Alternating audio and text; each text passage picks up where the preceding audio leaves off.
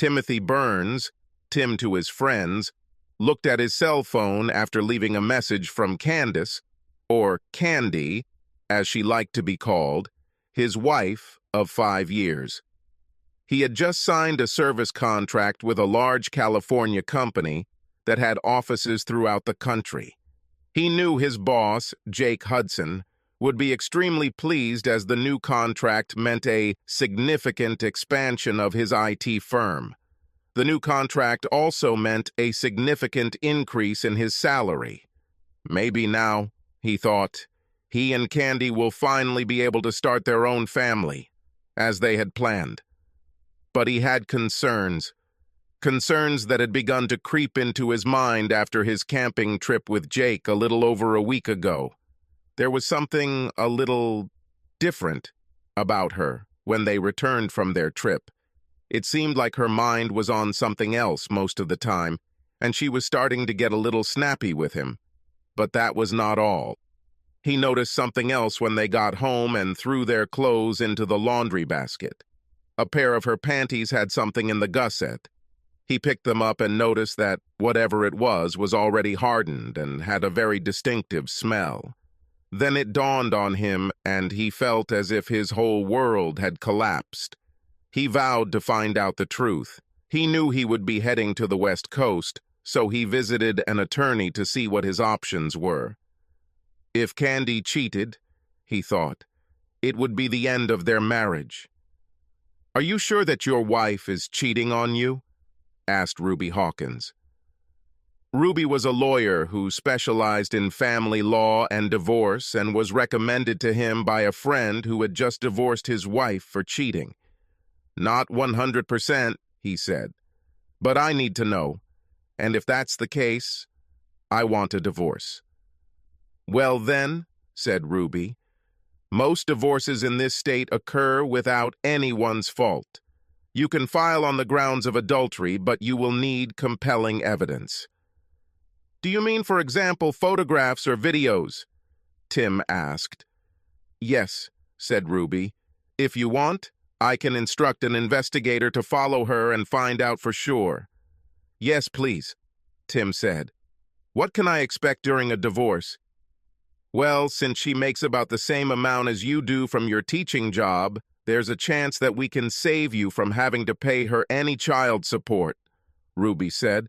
"You don't own any real estate and you don't have any children, so essentially it's going to be split 50-50. You keep your pension and she keeps hers. Essentially, this is an even distribution of assets. If she cheats on you, we will use that as a basis and use whatever evidence we have to ensure a good outcome. I'll start the paperwork and we'll send it when we have the evidence." "Okay," Tim said. "Let's do that. I'll be out of town for about 3 days, so I think that's when she'll probably do it." She called her investigator, Marvin Johnson, and he suggested Tim install a tracking app on her phone.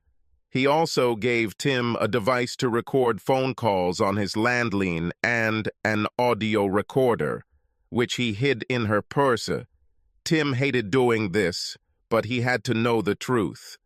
There were other clues as well. Ever since they'd gone camping, Jakey had seemed even more arrogant and condescending than before. It was almost as if he knew something that Tim didn't. He managed to hold out for a week, and Candy drove him to the airport, kissing him goodbye. "I'll call you this evening after dinner," he said. "Okay, honey," she told him. "Have a good flight." The first night he was away, he called Candy as promised, and was a little shocked when she told him that she would be working as a waitress at the party Jake was throwing at his house that evening. According to Candy, one of the waitresses was sick, and Jake asked if she would be willing to fill in for her. He didn't know that Jake had any plans because he didn't mention anything. "He promised to pay me $150 for the evening," Candy said. "I could use some extra money, since I won't be back to work until a couple of weeks later." He knew classes would resume soon and she could really use some extra money, but something wasn't right about it. "Really?" Tim asked. "Okay, go ahead. But be careful and tell me about it tomorrow, okay? Okay, she said. You know that I love you, right? Yes, he said. And I love you too. Good night. He finished the conversation, but a knot began to twist in his stomach. He called the investigator. I just wanted to let you know that Candy was asked to waitress at a party at Jake Hudson's house, Tim said. Okay, said Marvin. We succeeded. I'll forward you everything we find out. Thank you, Tim said, ending the conversation. The next day, he called Candy on her cell phone, but received no answer. He also called his home phone, but only got an answering machine. Of course, she didn't spend the night with Jake, he thought to himself. However, his hopes were dashed when he received an email from Marvin that same day. Candy spent the night at Hudson's house, and she is still there, the email said, and she was very busy the night before. I've attached a couple of photos, but I want to warn you that they are quite graphic. I will give you my full report when you return. Tim opened the attachments, and his heart sank. His beloved wife was there, with whom he lived for 5 years. She had sex. With 3, damn it, 3 men. Men he had once considered friends. His hands began to shake and tears began to flow from his eyes. He couldn't believe what he was seeing. He tried calling her again, but it went straight to voicemail.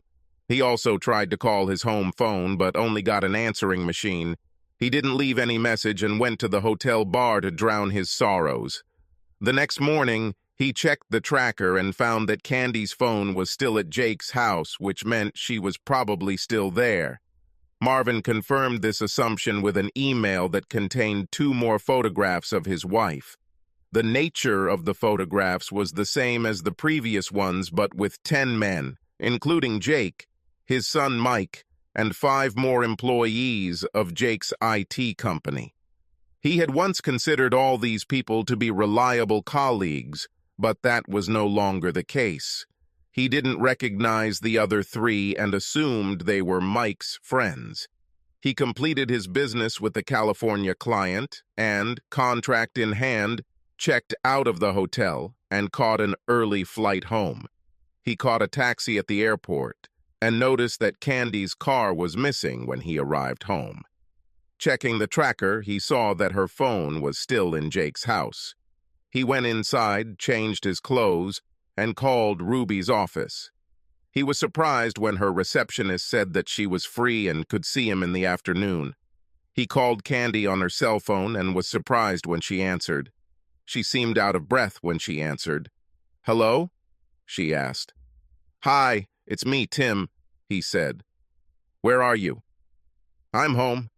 Just finishing up a few things before class starts," she said. He was shocked that she had lied to him so blatantly. "I see," he said. "Well, I'm done here in California and I'm heading home." "Oh, okay," she said. "I missed you so much. Call me when you land and I'll pick you up at the airport." "No, don't worry," he said. "I'll take a taxi. Bye." He ended the conversation and wondered if she noticed that he didn't tell her that he loved her, or that they would see each other later. Shaking his head, he left the house and went to visit Ruby. Candy looked at the phone after Tim ended the call. He always ended his calls by saying he loved her, but this time he didn't. In fact, she noticed that his voice didn't sound friendly at all. She fully intended to return home after that first night, but lying naked between Jake and his son felt so good that she just couldn't leave. After all, she owed it to herself, she thought. This will all end when classes start again, she thought. And Tim would never know. So she spent the next day and the next night with Jake and his son Mike. That second day, Jake went to work for a couple of hours, but Mike kept her busy and even made arrangements with several of his friends. When Jake returned home, she was having sex with Mike on Jake's bed.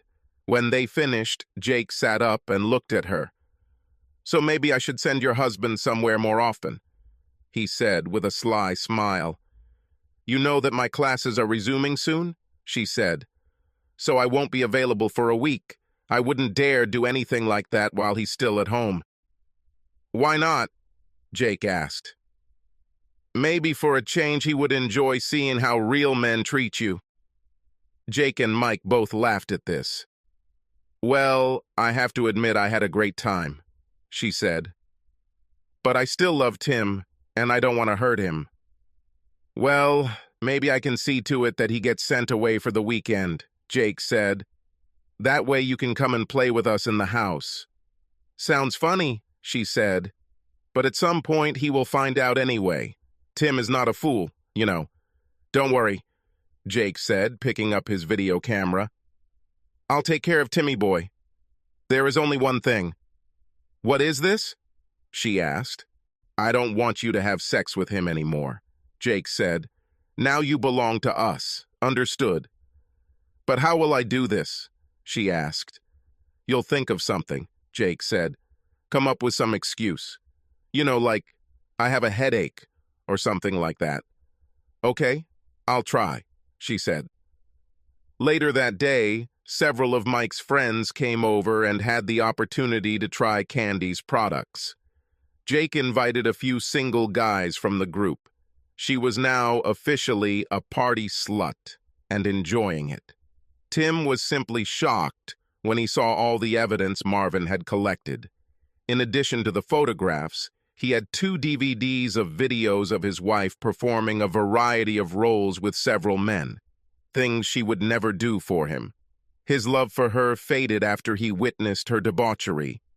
Ruby consoled him as best she could, but it was a lost cause. How could she just like that 5 years later turn into such a traitor, he wondered. And what did I do to deserve this? What about Jake? He considered this man somewhat older than himself a friend. Now he knew better. "I'll go ahead and file for divorce, citing adultery," Ruby said. "If you want, I can also file a lawsuit for alienation of affection against Jake and the men you work with.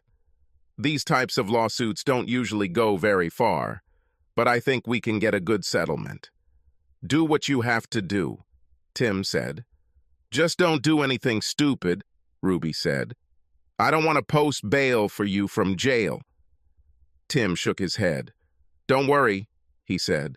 "I won't. When can you prepare the documents?" "I can have everything ready to ship in just a couple of days," she said. "In the meantime, try to behave normally around your wife." "I'm not that good an actor," Tim told her, "and I will never touch her again. God only knows what she got from all these men." "Tell her you're not feeling well," Ruby suggested. "This should buy you some time." Tim nodded his head. "Yes, okay," he said, before leaving. As he sat in his car, he suddenly realized something else. There was no way he could work for Jake again, and he would never be able to bear the presence of men nearby who would cuckold him. He took out his phone and scrolled through his contacts until he found the number he wanted. He dialed the number and hoped for the best. "Carlson," said the man on the other end of the line when he answered. "John, this is Tim Burns," Tim said. "Tim, how are you, old friend?" asked John. "It could have been better," Tim said. "Listen, is this vacancy at Empire still open?" John Carlson, CEO of Empire, had been trying to get Tim on board for some time, but Tim felt he needed to stay with Jake out of loyalty. However, now there is no trace of this devotion left. "Of course it is," said John. "Have you finally decided to join a reputable company?" "Yeah, something like that," Tim said. "Some things caught my attention and I found that I could no longer work there." "I'm sorry to hear that," John said. "Is there anything I can do?" "Just give me a job," Tim said. "I promise I will work just as hard for you as I do for Jake." "Of course," said John. "Can you start on Monday?" "Absolutely true," Tim said. "Okay," John said. "Look, Why don't you and your pretty wife come over tonight and try Rose's famous lasagna? We can catch up and I can discuss the compensation package with you. I would love to, but unfortunately, I can't come with my wife, said Tim. About? Asked John. What's happened? I really don't want to go into detail over the phone, Tim said. I can go a little deeper into this tonight if you want. Of course, Tim, John said in a worried tone. You know, Rose is a licensed counselor. Maybe she can help you if you want. That actually sounds good, John. I appreciate it, Tim said. Okay, John said. I'll call Rose and let her know. Do you think you can come in at, say, 6:30 p.m.? Of course, said Tim. Today at 6:30. Thanks again, buddy.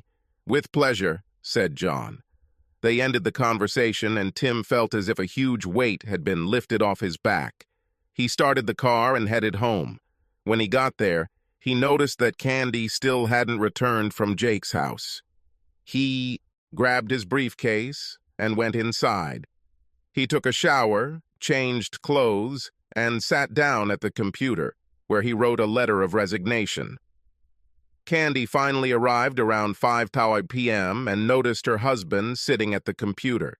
She went to kiss him, but he turned away, and she ended up kissing him on the cheek. Surprised, she looked at him before speaking. "Everything is fine?" she asked. "Not really," he said. "I do not feel well. Maybe it's jet lag or something, I don't know. I'll sleep on the futon when I get back tonight." "Will you come back?" she asked. "Where are you going?" "I'm meeting someone for dinner," he said. "Are you dating a woman?" she asked with concern in her voice. "You mean, am I cheating on you?" he asked her. "No, I never cheated on you in all the time we were together, and I have no intention of doing it now. Can you say the same?" She recoiled in horror. "Does he know?" she asked herself. "No, he would never have been able to find out." "Of course I can," she said. Tim wasn't convinced. "So, how was your trip to California?" she asked, trying to change the subject. "Successful," he said. "How was your little job at Jake's house?" "Everything went well," she said. "Even when it was hard, it was still fun." "I bet," he said without any emotion in his voice. He looked at his watch before speaking again. "I guess I'll go," he told her before saving his work and turning off the computer. He stood up, walked past her without saying a word, and headed to the master bedroom, where he changed into something less casual. When he came out, Candy was sitting on the sofa. "How long will you be gone?" she asked. "I don't know," he said. "Do not wait for me.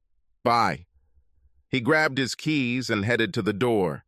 She couldn't help but notice that he didn't kiss her or tell her he loved her. He always did this when he left the house. Seeing his car drive away, she picked up her home phone and called Jake, unaware that her conversation was being recorded. "Jake, I think he knows something," she said. "What makes you think that?" Jake asked. "He didn't touch me at all," she said. "Usually he always kisses me and says he loves me, but he didn't. He seemed so cold, and he just left, saying he had an appointment for dinner." "About?" Jake asked. "He didn't say with whom?" "No, he didn't do it," she said. "JK, what if he knows? What if he plans to leave me? So, what if he does?" Jake grinned. "You can always come and stay with us. And don't worry about Timmy boy. I will make him run so much that he will hardly ever be home." "But I don't want to lose him," Candy exclaimed. "I love him," Jake laughed out loud. "Yes, you've shown us all how much you love him over the past 2 days, haven't you?" Jake asked. "It's not funny, Jake," she said. "I know what I did to you guys, and yes, I liked it, but I still love him. I don't want to lose him." "Yes, exactly," said Jake. "Look, let him get this out of his head. After a while, he will come on board, and if he doesn't, well, we can do something about it too. You're not going to hurt him, are you? She asked. Not many words, Jake said. We just have to show him how things will be from now on, and you will help this happen. What? Candy asked in shock. When the time comes, you will help us explain everything to him. Remember who you belong to now. I'm sure you wouldn't want the school board to see the video footage we have of you. You wouldn't dare, Candy said. Oh yeah, but I'd love to, Jake said. I have a video of you on a hike and a lot of videos of you in very compromising positions. Your ass literally belongs to me, so you need to keep little Timmy in line. Feeling trapped, Candy gave up. Okay, Jake, she said. But don't hurt him, Jake chuckled over the phone. Yes, as you say, he said, ending the conversation. Tim drove up to the large two-story house where John and Rose Carlson lived. He got out of the car, grabbing a bottle of wine that he had picked up on the way. John opened the door as he rang the bell and graciously accepted the wine. Come in, Tim, he said with a smile. And thanks. This will be put to good use tonight.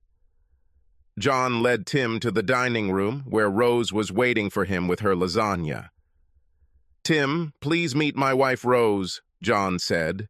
Rose, this is Tim Burns, our new customer service representative. Tim shook Rose's hand while John opened a bottle of wine. Nice to meet you, Tim, Rose said with a smile. I'm glad to meet you too, Mrs. Carlson, Tim said. Please call me Rose, she said. Mrs. Carlson sounds so official. They took their places at the table, and Rose served lasagna on plates while John poured the wine. Tim had never tasted such delicious lasagna and expressed his gratitude. This is the best lasagna I've ever eaten, he said. I'm glad you like it, Rose said. This is one of my signature dishes. So, Tim, I don't want to pry into someone else's business, but I'm curious as to why you decided to break up with Jake so quickly, John said. Something happened? Tim nodded his head before starting. Yeah, something happened, Tim said. Please, Tim, tell us about this, Rose asked. Tim took a moment to collect his thoughts before telling them the story. Damn, John said. It's chilling. I sympathize with you, I really do. Something similar happened to me, but the circumstances were completely different. So what are you going to do now other than change jobs? I've met with a lawyer, and I'm filing for divorce, Tim said. My lawyer says it will be a pretty much even split. What about a consultation? Asked Rose. Did you think about that? This has gone too far, Tim said. I don't know what hit Candy. It's like she just flipped a switch and suddenly became a slut. I never thought she would have the strength to do this. How do you cope with all this? Asked Rose. Not too good, Tim said. My lawyer says that I should try to behave normally around Candy, but it is very difficult for me to do this. Right now, I can't even look at her. Maybe you should see a psychologist, she said. I can do it, Tim said.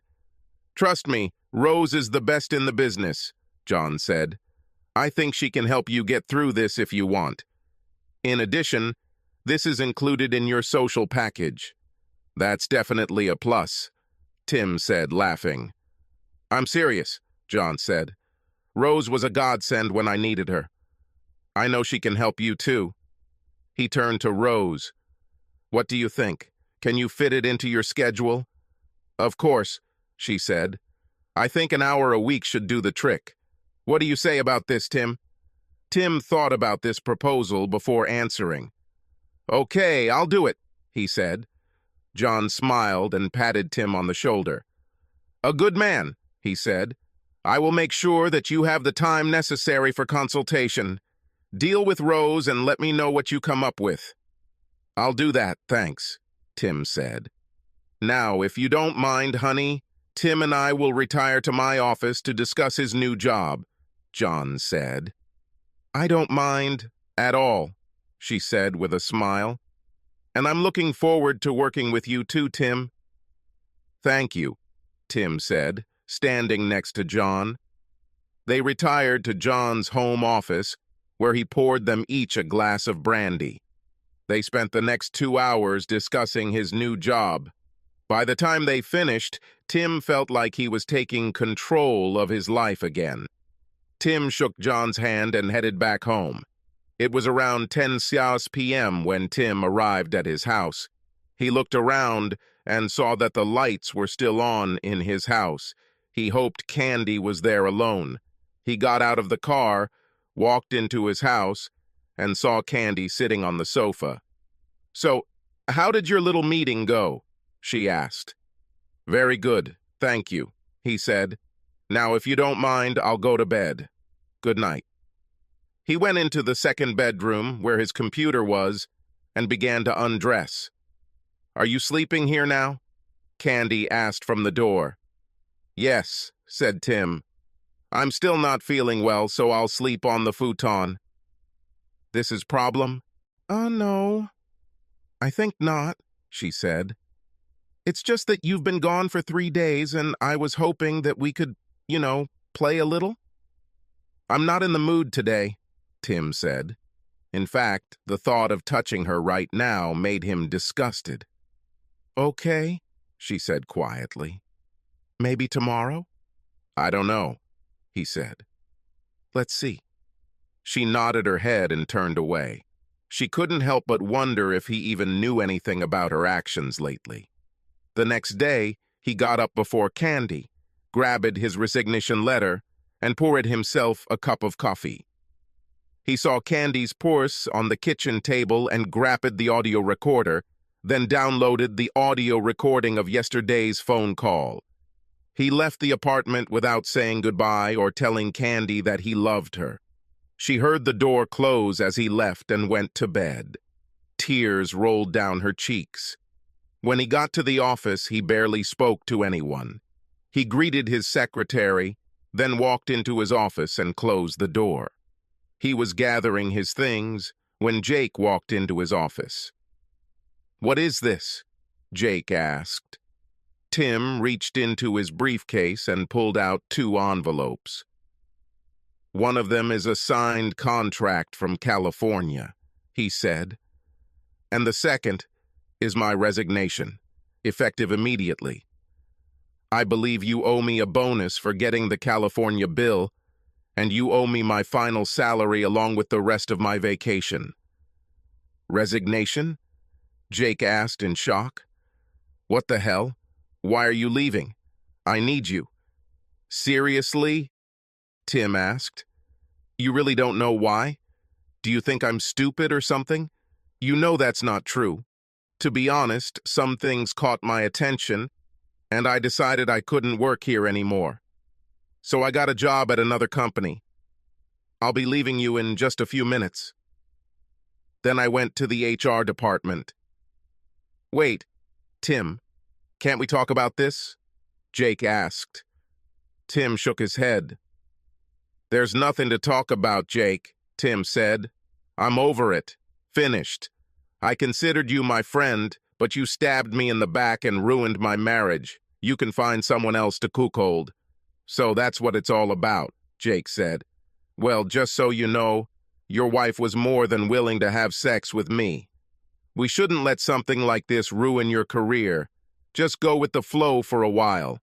Let Candy sow some wild oats for a while.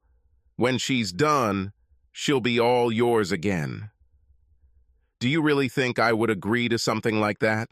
By the way, how long have you been having fun with her? "Well, the first time was at the campsite," Jake said. "On the second day, when you and the others were skiing. And you should know that she pestered me that day. She even told me that I'm bigger than you. She begged me to have sex right there." Tim never turned down Candy. He tried several times, but he just couldn't do it. He couldn't explain why, and Candy never said anything about it. "And this was around the time you suddenly forced me to leave to take care of some things at the office, wasn't it?" Tim asked. "You wanted to get me out of the way so you could have sex with my wife." Jake grinned and nodded his head. Yes, so what? He asked. Tim isn't done yet. And this whole thing about hiring her as a waitress at your party was just another excuse to get her into bed, wasn't it? Tim asked. Yes, it was so. So what? Jake asked. Tim took out his phone and stopped the audio recording he had started when Jake entered the office. Thank you for your recognition, Tim said. Now, if you don't mind, I'm done packing. I'll go to the HR department and won't bother you. Wait, Jake said. You can't use this recording. We'll see, Tim said. I'm leaving here. Goodbye, Jake. You'll rot in hell, okay? You forgot something, Jake said, picking up the photo of Candy that Tim kept on his desk. I haven't forgotten, Tim said. I do not want it. You and your son want this traitor so badly that you can take her for yourself. I'm done with her, and with you. Goodbye. With these words, he left the office. Jake looked at Tim as he walked away, wondering what the hell just happened. How did Tim find out what he and his son did to Candy? He asked himself. What do you mean he resigned? Candy asked when Jakey called. He just handed me the signed contract and resignation letter and left, Jake said. He knows. Candy. I don't know how he knows, but he knows. What did you say to him? She asked. The truth, said Jake. I told him about how it was for the first time, on the hike. You're an idiot, she exclaimed. Well, he asked, and I told him, Jake said.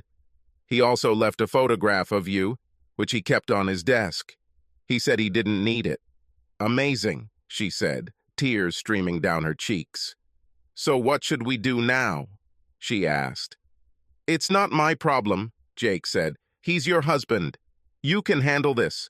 Unless, of course, you want me to step up and make him see the error of his ways. No, she said. You've done enough, thank you. Stay away from this. I'll deal. As you say, he said. With these words, he hung up. Candy looked at her phone with tears streaming down her face. She didn't want a divorce, but she knew Tim wouldn't tolerate her cheating. She decided that she would do everything in her power to keep him. She sat on the sofa, holding her head in her hands, and sobbed over what she had done. A few minutes later, Tim pulled into the driveway. He saw Candy's car and looked around to see if Jake's car was anywhere nearby. Without noticing this, he grabbed his box and briefcase and went inside. He saw Candy on the couch and, without saying anything, went into his office. He closed and locked the door, then checked for voice recordings. He found the recording and listened to the conversation between Candy and Jake. He forwarded it to his lawyer and then quickly called her. Hi, Tim, she said. I just received your last email. Now I am preparing your documents. Okay, Tim said. When can they be submitted? If you want, I can pull some strings and my bailiff will deliver them later this afternoon, she said. Will this suit you? So it will be, thank you, he said. After hanging up, he walked over to his gun safe, opened it, and pulled out his old .45 caliber semi-automatic pistol. He had no plans to use it, but he didn't want any problems with Jake or Candy. He walked into the kitchen, put his briefcase on the table, and looked at Candy. We need to talk, he said, placing the gun on the table so that he could quickly reach it if necessary.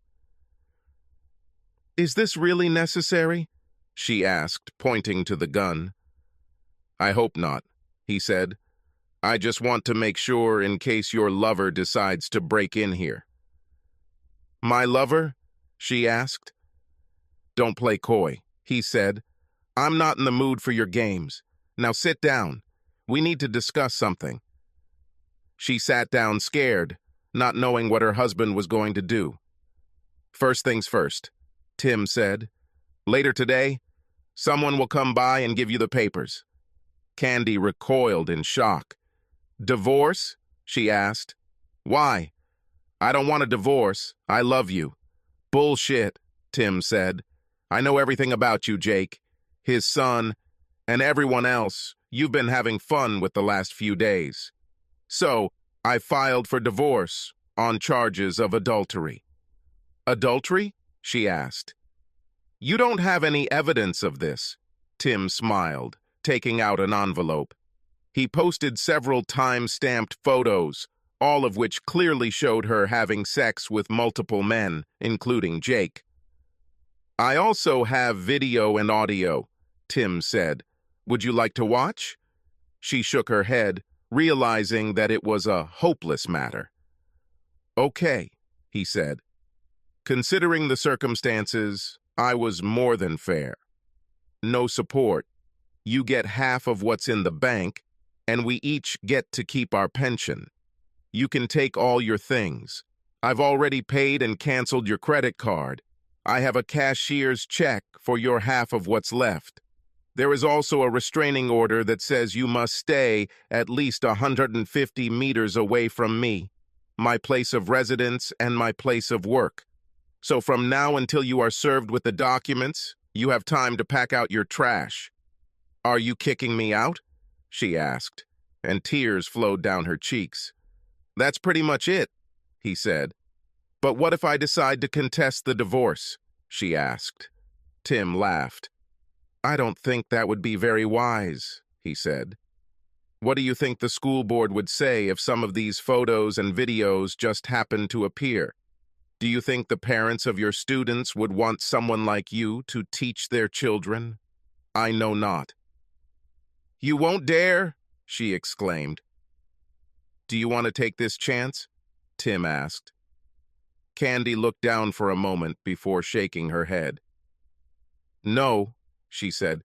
"Me not. I'll need this job." "That's right. That's how it will be," Tim said. "There are a couple more things you should know." "What?" she asked dejectedly. "You will be required to hand over your rings and give up my last name," he said. "Oh my God, you've become a heartless bastard, haven't you?" she asked, taking off her rings. "Yes." "Well, you gave me a good reason," Tim said. "I just want to know one thing. What's happened? What made you turn from a loving, faithful wife into a walking garbage dump?" She lowered her eyes before speaking. "It happened on the second day of the hike," she said. "You were on the boat, and I was in the tent. Jake walked by and saw me. I had already undressed and was lying there, trying to rest, when Jake walked by and entered the tent. At first he seemed embarrassed to see me so naked. We started talking, and then he pulled his pants down, and that was the end of it." "So some asshole takes off his pants and you immediately jump on him?" said Tim. "And that's all it took for you to become a traitor?" "How many times did you have sex with him on that trip?" "Twice," she said. "The first time was when you were jet skiing, and the second time was when Jake sent you back to the office." Tim shook his head and pointed at the photographs. "I see that none of your lovers used any protection," he said. "Weren't you worried about getting pregnant or getting something from one of them?" "I'm still taking the pills," she said. "That doesn't mean you can't get pregnant," Tim said. "And you can still get sick. Is this what you planned?" "Oh God, no," she said. Tim shook his head. "You know, during the entire time that we were together, I was often pestered by women who, compared to you, look like goddesses," he said. "I refused them all. Do you know why? Because I thought I had a loving and faithful wife at home, and I would never do anything to hurt her. But you didn't even think about what you were doing. You didn't care how I felt. I hope it was all worth it for you. Now pack up your junk. I expect you to leave when you are served with the documents." "Tim, please," she began. "Can't we turn to some psychologist? Please, I'll never do this again, I promise. Can't you forgive me this time?" "I will never forgive you for what you did," Tim said, and his expression was harsher than she had ever seen before. "Never. Maybe if you slipped just once, were raped, drugged, or something like that, I might not pay attention to it. But that did not happen. From the moment Jakey pulled his pants down, you were his willing toy, and I will never be able to forgive this level of betrayal. But don't you love me enough to get through this? She asked.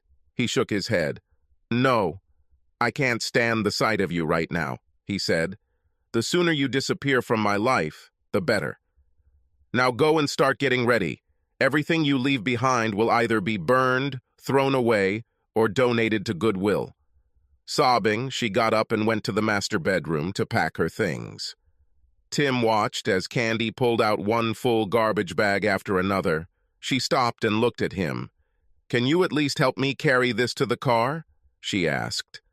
No, said Tim. It's your trash. You deal with it.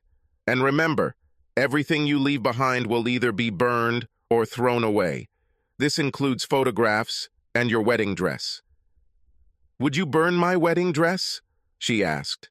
My parents paid thousands for this dress. Well, then you better take it if you don't want it to burn, Tim said. Sobbing, she carried the bag to her car and returned for another. Damn it, Tim asked himself. How much junk does she have? A couple of hours later, she sat down on a bale, exhausted. I can't fit anything else in the car, she said. Can I come back later for the rest? Please. No, said Tim. You will not be allowed closer than 150 meters to this place. Ask your parents if they can come pick them up if you want. I will refrain from throwing anything away for a few days. Thank you, Tim. I appreciate it, she said. Oh my God, I was just wondering, what am I going to tell my parents? Try telling the truth for a change, Tim said. Tell them you cheated on me with my boss and others, and I'll throw you out. Seriously? She asked. They will disown me if I do this. It's not my problem, Tim said. But I guarantee you it will be much worse if you try to make me out to be the bad guy or make it look like one. You know how your parents feel about lying. Around this time, there was a knock on the door. I think this is for you, Tim said. Candy walked slowly to the door and opened it to reveal the deputy sheriff. Candace Burns? He asked. She nodded her head. It's me, she said. Do you have any identification? He asked. She took out her driver's license and showed it to him. After examining them, he returned them to her and then handed them the envelope. You've been served, ma'am, he said. There is also an injunction that requires you to vacate the premises immediately. You can sign the divorce papers now if you want. She nodded her head and took out the divorce papers. After looking through them, she asked for a pen and signed the papers. I'll give this back to the lawyer, he said. You need to leave right now. If you try to return, you will be arrested and sent to prison. You understand? Yes, she said, and tears flowed down her cheeks. She looked back at Tim. I'm so sorry, she said. Yeah, me too, Tim said. Bye. Goodbye, she said quietly, leaving. The deputy looked at Tim and nodded his head before walking away. The next few days were hectic for Tim. Candy never tried to contact him, but Jake called his home phone twice and left threatening messages. Damn it, Tim. I know you're there, he shouted. If you don't drop this lawsuit, I'll come and kick your fucking ass. Tim smiled, copied the voicemail, and forwarded it to Ruby, who in turn notified the local sheriff's department. Candy's parents also called asking if they could come pick up some more of her things. Yes, of course, said Tim. Just make sure she's not with you. She has a restraining order placed on her. Okay, said George, Candy's father, with a sigh. When she and Candy's mother, Bernice, arrived, they took what Candy had left behind and used the time to convince Tim to call off the divorce. Tim, she made a mistake, Bernice said. Of course, you can forget about what she did and take her back. She's crazy about you." "What did she tell you, Bernice?" Tim asked. "She said she had a fight with your boss," Bernice said. "And that's all?" Tim asked. "Well, yes," she said. "She didn't go into any detail, and we didn't insist on it." Tim grabbed an envelope with photographs and DVDs and showed it all to Bernice and George. They were shocked when they saw the photos. "I'm sorry she didn't tell you the whole truth," Tim said. "As you can see, everything turned out to be much worse than she expected." "Oh my God," Bernice said. "I had no idea it was so bad." "I'm so sorry, Tim," she said. "I don't blame you for what you did." George's face turned purple with rage. "I will have a long conversation with our stupid daughter," he said. "Have you done anything else with these photographs?" he asked. Tim shook his head. "Not yet, but I warned her not to resist the divorce," he said. They commiserate with him for a moment and then finish packing up the rest of her things. Half an hour later, they left the house, giving Tim a warm hug and wishing him all the best. Later that day, as Tim was sitting watching TV, there was another knock on the door.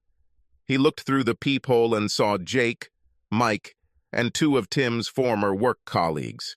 He walked into his office, grabbed the gun from the gun case, and called 911. Holding the gun behind his back, he barely managed to open the door before they rushed inside. "We'll kick your fucking ass," Jake growled. Tim pulled out his gun and pointed it at Jake, forcing them to stop. "You're not really going to shoot at us," Jake said. "You don't have the courage." "Do you really want to check this?" Tim asked. "Just so you know, I already called 911 and the police are on their way here right now. If you're here when they get here, you're going to jail for violating the restraining order." Jake, I think he's serious," said one of the other two men. Jake looked at him for a moment, then turned back to Tim. It was at that moment that they all heard a siren nearby and saw flashing red and blue lights. "Yes, Jake, I'm serious," Tim said. They turned to leave, but two very large uniformed police officers stood in the doorway. Tim lowered the gun. "Put the gun down, sir," one of the officers said. Tim obeyed, placing the gun on the kitchen table. "Sir, these people are violating the restraining order," Tim said. "They broke into my house and threatened me. I want them arrested." "Do you have a copy of the order?" asked another policeman. Tim nodded his head. "I have it, officer," Tim said. He pulled out an envelope that was lying on the kitchen table and handed it to the officer, who carefully studied the order. After a few moments, he returned the order to Tim, then turned to the four men. "Turn around and put your hands behind your back," the officer said. The four men glared at Tim as officers handcuffed them and read them their rights. Once they were handcuffed, one of the officers turned to Tim. "Do you have a license for this firearm?" he asked. "Yes, there is," said Tim. "Would you like to see this?" He pulled out his wallet and showed the officer his driver's license and his NRA firearms training card. The officer nodded his head after studying the cards. "Okay," he said. "Be careful with this thing. Do you hear me?" "I hear you, officer," Tim said. "Thank you." The next 3 months passed in a blur for Tim. He enjoyed working at Empire, much more than he ever did working for Jake. Weekly counseling with Rose also helped him deal with trust and anger issues. At the same time, he joined a gym and worked out 3 days a week. He also began taking martial arts classes, more for mental discipline than anything else. On top of that, he took a course of diet and exercise that Rose recommended to him. The divorce went through the system with ease, especially since Candy didn't contest it. However, alienation of affection lawsuits were somewhat different. Ruby warned that they might eventually be fired, and 2 of them were fired. However, the case against Jake surprised both Tim and Ruby. After hearing testimony, reviewing the evidence presented by Ruby, and Jake's financial statements, the judge ruled in Tim's favor and ordered Jake to pay $1 million in damages. At the end of the trial, he didn't have kind words for Jake. "Mr. Hudson, your conduct in this matter is beyond praise," the judge said. "You not only took advantage of a man who considered you a friend, you abused your position as his employer to deliberately destroy his marriage and family. I also noticed that you have repeatedly violated the restraining order against you. I therefore find in favor of the plaintiff and order you to pay compensation in the amount of $1 million. "Your Honor, this is highly illegal," Jake's lawyer said, standing up. "Mr. Winthrop, this court finds Mr. Hudson's conduct not only unlawful, but absolutely disgusting. The decision stands," the judge said. "When should this restitution be made?" asked Winthrop. "Immediately," said the judge. "Unless, of course, your client chooses to spend some time in jail for contempt of court." "No, Your Honor. My client will pay as ordered," Winthrop said, sitting back down. "Okay," said the judge, "and God help you if that check gets rejected. Case is closed." He banged his gavel, ending the hearing. Jake wrote out a check and gave it to his lawyer, who gave it to the bailiff. After the judge took note of the check, the bailiff handed it to Ruby, who in turn handed it to Tim. To Tim's surprise, the check did honor the bank, and it paid Ruby her share of the judgment. While working at Empire, Tim was contacted by several of Jake's clients. Word of the lawsuit seemed to spread around the world, and a number of companies were leery of continuing to do business with someone who was intentionally ruining another man's marriage. In their opinion, a person who would deliberately destroy a friend's marriage simply cannot be trusted. The way things were going, Tim believed Jake would go bankrupt within a year. All this time, Tim refused to go on dates, although several very nice women from the company approached him. In his opinion, he will be a married man until he receives his final divorce. Once this happens, he will be free to continue the relationship, but not before. When the divorce finally came, he went to celebrate with friends from work. A couple of months after he finalized the divorce, Candy's mother called him. "Tim, this is Bernice. Do you have a few minutes?" she asked. "Of course, Bernice," he said. "What's happening?" "This is Candy," she said. "She is HIV infected.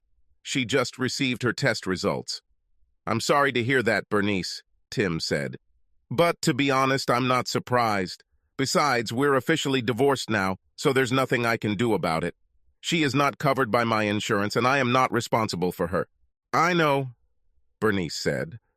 "I was just hoping that maybe you would understand it deep down and talk to her a little." "Well, I think I can, but I don't know what good it will do," he said. "Please just come and talk to her for a few minutes," Bernice begged. Tim thought for a moment before answering. "Okay," he said. "I'll come in for a few minutes." "Thank you very much," Bernice said. Tim drove up to Bernice and George's house and was shocked to see how thin and frail Candy looked. She walked towards him, but he waved her away. Saddened, she sat down and invited him to sit on the sofa. "You look good, Tim," she said. "Better than I remember. How are things going with you?" "Okay, Candy," he said. "New job, new friends, new outlook on life. How are you doing?" "Not good at all," she said. "You know that I am HIV infected." "That's what your mother said," he told her. "I'm sorry to hear this, but to be honest, I'm not surprised. Do you know when you became infected?" "I think it was one of the days I spent at Jake's," she said. "That day I had a lot of unprotected sex with several men." "Does Jake know?" he asked. She shook her head. "Not yet," she said. "I'll have to tell him so he can get tested too." "I'm sure he won't take it well," Tim said. "No, Probably not, she said. Look, Tim, I just wanted to apologize to you one last time and hope that maybe you would understand it in your heart and forgive me for what I did to you. I now realize that my actions ruined many lives.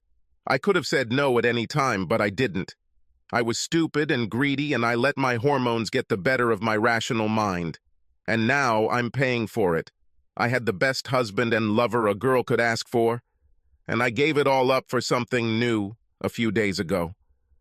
I know you hate me, and you have every right to, but I don't want to go to my grave without your forgiveness. Tim considered her words carefully. It was the first time he could remember that she actually took responsibility for what she did, and the first time she acknowledged what her actions had caused to others. Of course, he could continue to hate her, but he remembered his sessions with Rose.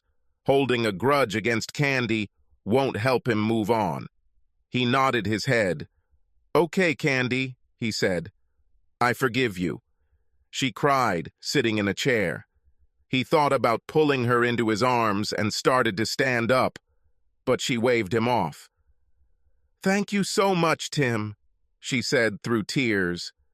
"This means more to me than you know. Listen, I want you to find a woman you can love and trust.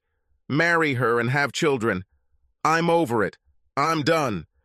But you have your whole life ahead of you, and you deserve to be happy." "Thank you," he said. "I'll do so. And if you ever want to just talk, let me know, okay?" She nodded her head, wiping tears from her eyes. "I will do so, Tim," she said. "Thank you for coming and talking to me. I've missed you so much these past few months." "I miss the woman I married," Tim said calmly. "By the way, how are things with Jake and Mike?" She shook her head. "It's not good," she said. "Lately he has become very cruel. He didn't take losing to you in court very well. You probably know that his business has suffered a lot lately." "I noticed," Tim said. "Did he hurt you, physically?" "Not yet, but he's very harsh," she said. "Do you want me to be with you when you tell him about your diagnosis?" Tim asked. "No, but thanks for asking anyway," she said. "This is my responsibility and I have to deal with it. You know, I keep thinking that if I had just told him to leave that first day of camping, we would still be together." "It's quite possible," Tim said. "But I have a feeling that at some point it would have happened anyway. He's been hunting you for quite some time." "I think you're right," she said. "Look, I'm really tired and I need to rest before I come back. Thanks for coming. This means more to me than you know." "You're welcome, Candy," he said. "And remember, call me if you just want to talk." "Fine?" She nodded her head weakly. "I will do so," she said. "Goodbye, Tim," she added. "Think about me from time to time. Fine?" He sensed a certain finality in her last statement and wondered if she intended to commit suicide. "I will do so," he said. "Just don't do anything stupid, okay?" She smiled. "I won't," she said. He stood up and headed towards the door. Bernice approached him before he left.